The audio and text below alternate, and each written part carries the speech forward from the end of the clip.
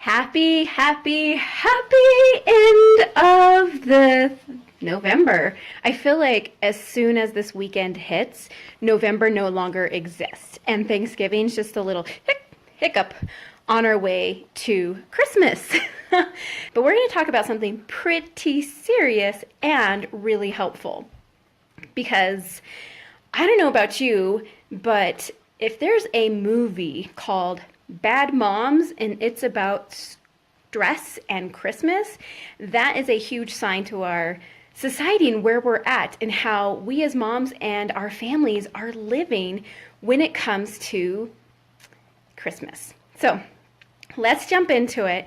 Christmas, it's supposed to be a joyful time, family coming together, and everyone has their own beliefs and reasons for celebrating, but for some reason, there is this stereotype with families and moms, and I mean, Bad Moms said it all. I kind of got upset about it because of what it was reflecting with moms and how we handle things and how they chose to. I mean, it was funny, but it made me feel sad because of where we're at when it comes to this beautiful holiday.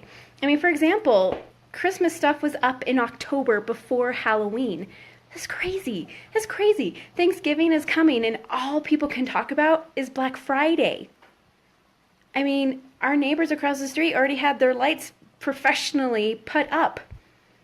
It's just crazy. So, and I know a lot of moms can relate that Christmas, it just seems like we're running nonstop. We're running on no sleep, worried about buying gifts for this person and that person. We're worried about budget, and you have this concert and that concert, and you have this performance, and you have to go to church for this, or you have something going on with work, and it's just non-stop.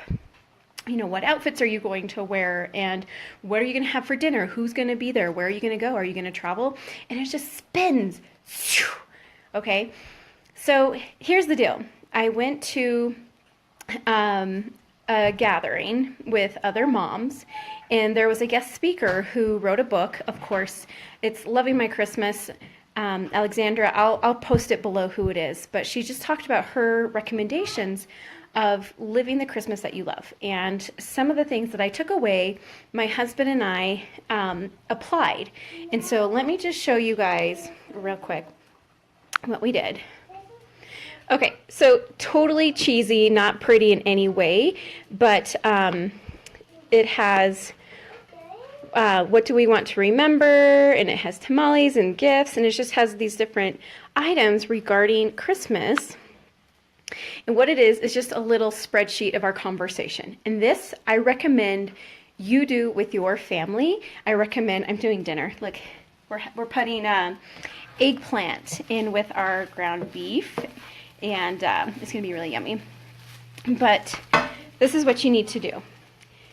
I guarantee if you go through these steps with your spouse and with your family, your Christmas will feel like yours. It'll be worth remembering, and you'll feel great. Number one, discuss with your spouse, why do you celebrate Christmas? I know for some people it's an obvious, but even if that obvious fact, there's more to it. Why is that important to you?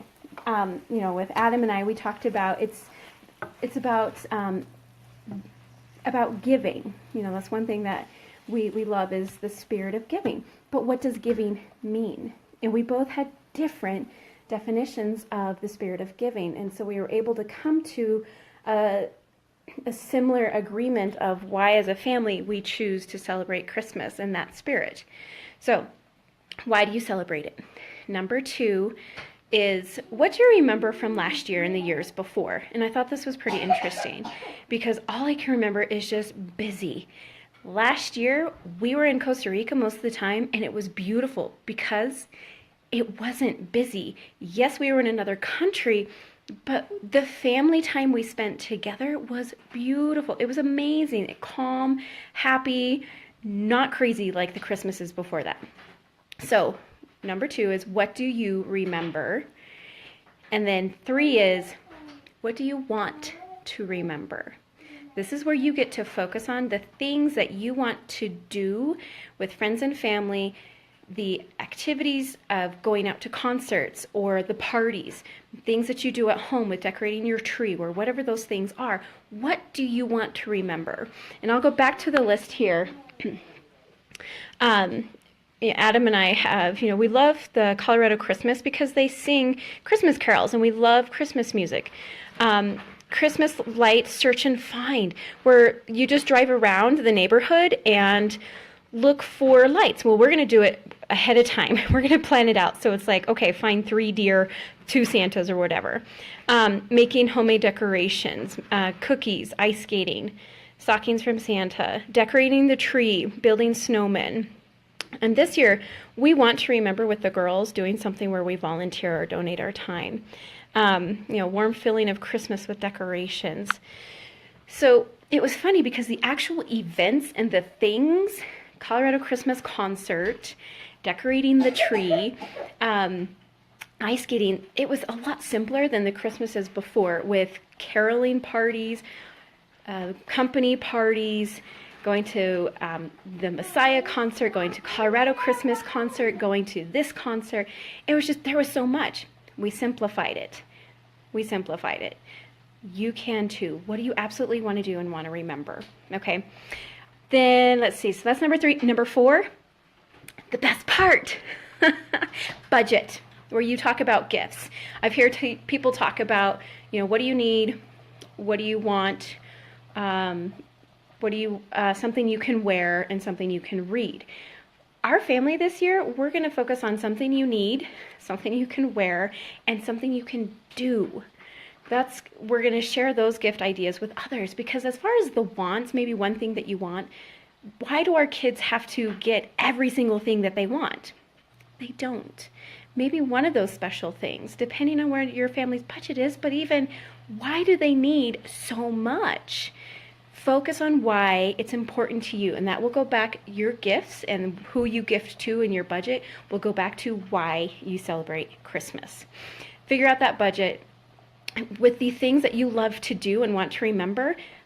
Connect that to free activities like driving around and looking for Christmas lights. I mean, you're going to pay for gas, but it's not the same as going to a big Santa extravaganza, okay? Having hot chocolate while you decorate the tree or watch a movie. There are things you can do that create warm, fuzzy memories that don't cost a ton of money. Maybe bowing out of the holiday gift exchange within a MOPS group or within your work group or whatever that might be, okay?